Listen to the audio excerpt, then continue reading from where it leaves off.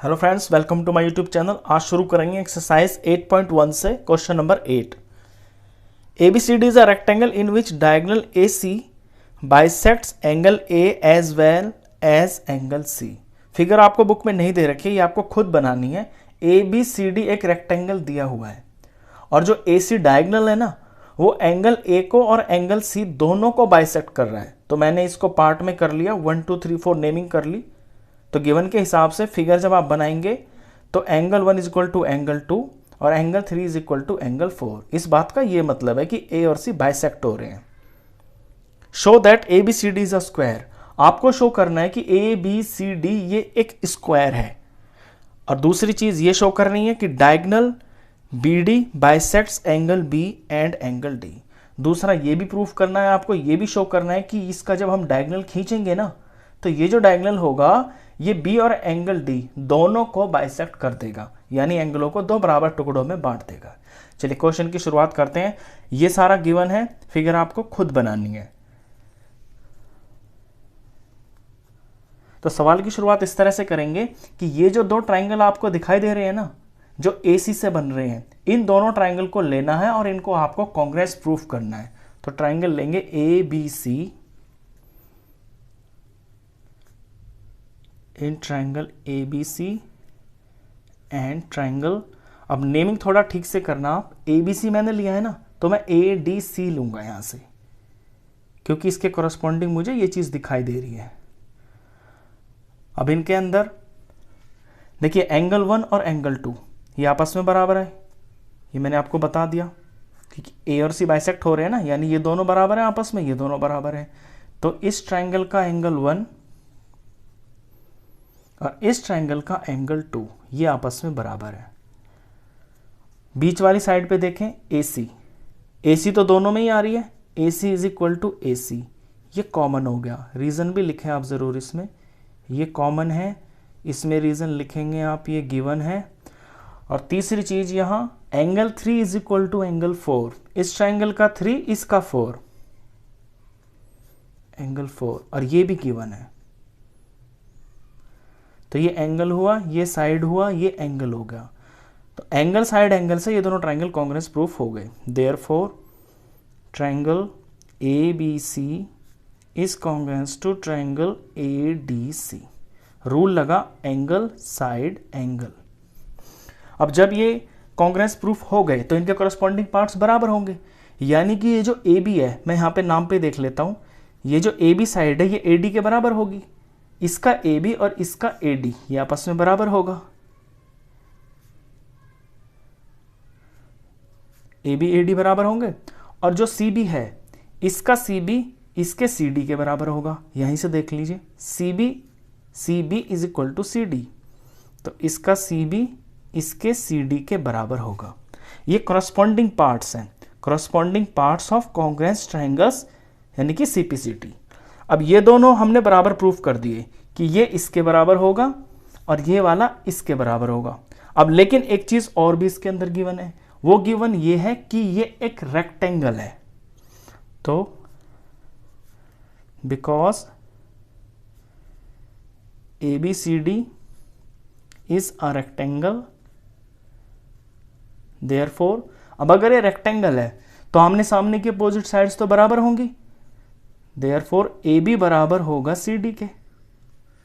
एक तो ये बात, और दूसरी बात BC बराबर होगा AD के, BC बराबर AD के होगा, क्योंकि अपोजिट साइड्स जो बराबर होती है, रीजन में लिखेंगे opposite sides of a rectangle are equal. अब इन चार चीजों पे आप ध्यान दें, दो तो ये जो गिवन में है और दो ये जो आपने CPCT से निकाली है। यहां से आपको एक रिजल्ट निकलेगा, उस रिजल्ट को बनाते हैं। देखिए AB is equal to AD लिखा हुआ है, AB is equal to AD। अब यहां AD देखिए, यहां पे AD है, AD is equal to BC, तो AD को मैं BC के बराबर लिख सकता हूं, ये लिख दिया। अब कहीं पे BC देखिए, ये रहा BC is equal to CD, तो BC को मैं CD लिख सकता हूं। यानी AB AD के बराबर है और AD BC के बराबर है और जो BC है वो CD के बराबर है। ये चारों साइडें ही तो हैं इस रेक्टेंगल की, और चारों साइडें आपस में बराबर हैं।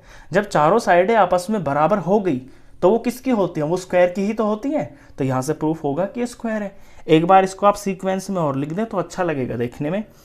AB is equal to BC, AB is equal to BC, और BC is equal to CD, और CD is equal to AD। चारों साइड्स बराबर हो गई, therefore ABCD is a square. तो स्क्वायर तो ये प्रूफ हो गया। यहां पे कुछ नेमिंग कर देते हैं, यहां पे 1 और 2, और इनको हम इस पूरे को ही 3 डाल देते हैं। तो यहां पे लिख सकते हैं फ्रॉम 1 to 3, फ्रॉम 1 2 और ये 3, क्योंकि हमने इन चीज़ों से ही तो ये रिजल्ट निकाला है। चलिए फर्स्ट पार्ट तो हो गया। अभी हमें ये भी प्रूफ करना है कि जो BD है ना वो बाइसेक्ट करता है एंगल B और एंगल D को। तो आप क्वेश्चन में तो एक ही फिगर बनाना, मैंने इसके लिए अलग से इसलिए बना रखी है ताकि क्वेश्चन में जो है ना आपको ज़्यादा इसमें थोड़ा क्वेश्चन मैसी ना लगे, इसलिए मैंने बिल्कुल सेम फिगर बना रखी है। और इसमें अब मैं BD डायगोनल को ज्वाइन करूँगा। सेकंड चीज़ मुझे प्रूफ करनी है कि ये जो BD डायगोनल है ये एंगल B को और एंगल D को बाइसेक्ट कर रहा है। अब सेकंड के लिए यहां से करेंगे।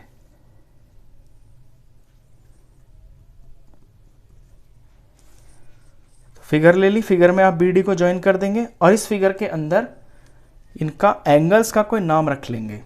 जैसे इसका नाम मैं रख लेता हूं 3, इसका 4, इसका मैं रख लेता हूं 5 और इसका रख लेता हूं 6।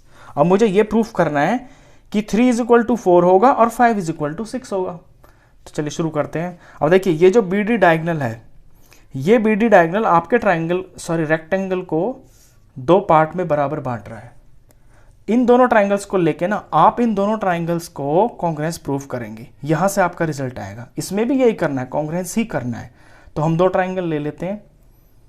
In triangle ABD and triangle CBD। देखिए नाम पे थोड़ा ध्यान देना। कॉन्ग्रुएंस में जब ट्राइंगल्स को लेते हैं तो नेमिंग बहुत ठीक होनी चाहिए। मैंने A से B की तरफ लिया और B से D की तरफ लिया। इसी तरह से यहाँ पे A के सामने मुझे C दिख रहा है और फिर C से मैंने B ले लिया क्योंकि A से B जा रहे हैं। तो नाम पे बहुत ध्यान देना है इसमें, ABD और CBD। अब इन्हें करते हैं कॉन्ग्रुएंस प्रूफ, क्योंकि हम ये ऑलरेडी प्रूफ कर चुके हैं कि इसकी चारों की चारों साइडें बराबर है। ये एक स्क्वायर हम प्रूफ कर चुके हैं पीछे। तो हम क्या क्या लिख सकते हैं, इसका जो AB है, इसका AB इसके BC के बराबर होगा,